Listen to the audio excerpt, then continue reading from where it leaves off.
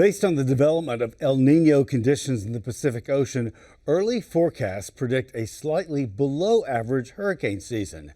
Now, this forecast was met with concern from weather experts nationwide. So, Louisiana State Climatologist Dr.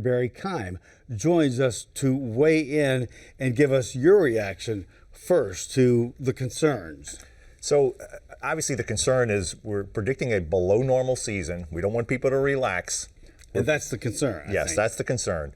They're forecasting 13 named storms. Keep in mind, 14 is an average season. Okay, so we're slightly below the long-term average. Of those 13, we expect 6 to become hurricanes. This is the Tropical Meteorology Group now. 6 to become hurricanes.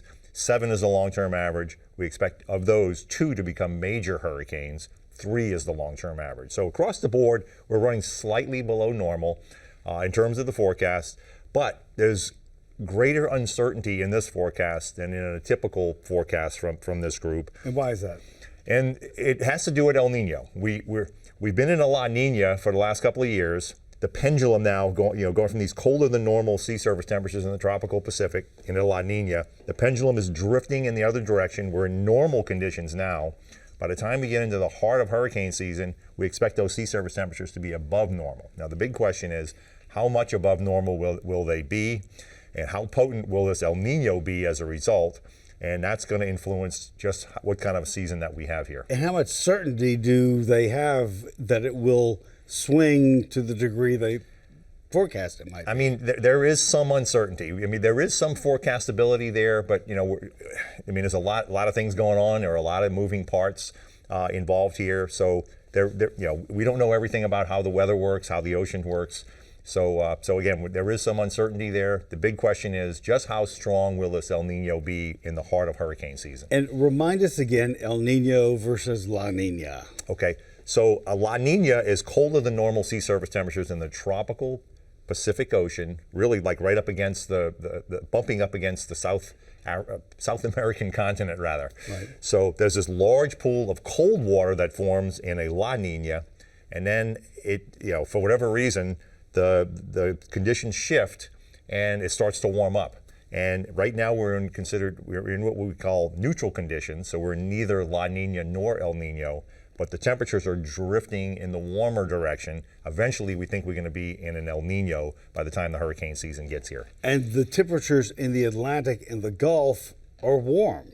They're warmer than normal. And they will get warmer. That is correct. So when they make these forecasts, there are 2 primary factors they look at. One is the underlying sea surface temperatures. They're running above normal. So that's an indicator that we would have an above normal season. However, you got to also factor in ENSO. Are we in La Nina or El Nino?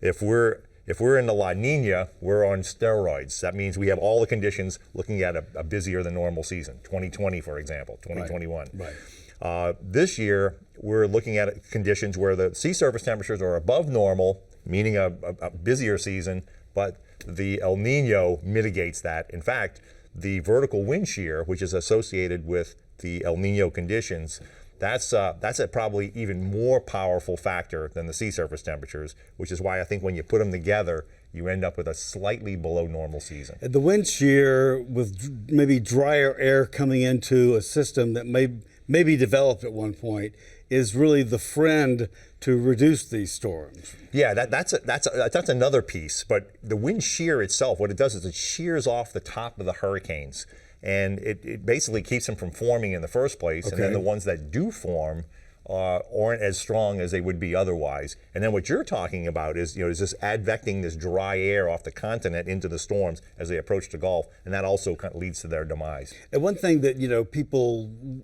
are aware of is that it really only takes one storm to hit in a certain area, and then you have a terrible hurricane season. That's right. We've had years. 1992 is a great example of this. All the indicators suggested a below normal season, and guess what? It was a below normal season. But we had Hurricane Andrew that year. Right. Category 5 annihilates South Florida, and then it comes and pays a visit as a major hurricane even here in Louisiana. So we always have to be on our guard. 13 named storms is still a lot of storms. Right, so just don't think that we're off the hook this season, because that's definitely not the case. All right. We'll get back in touch with you and keep up with you during the course of the season. It's always a pleasure. Thank you so much.